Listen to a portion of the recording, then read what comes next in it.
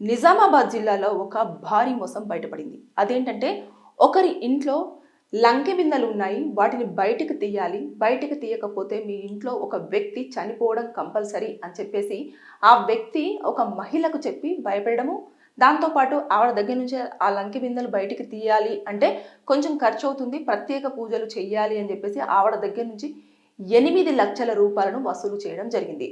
ఆ డబ్బులు తీసుకున్న తర్వాత అతను ఏం చేశాడంటే నేను ఖచ్చితంగా వాటిని తీస్తాను అని చెప్పేసి ఇక ఈవిడ నుంచి తప్పించుకుంటూ తిరగడం అనేది స్టార్ట్ చేశాడు.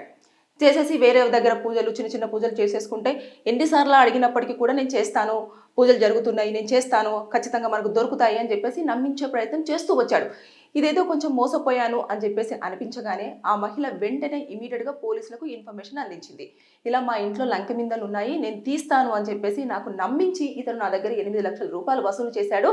ఇప్పుడు మాత్రం ఎలాంటి సమాధానం లేకుండా తప్పించుకొని తిరుగుతున్నాడు.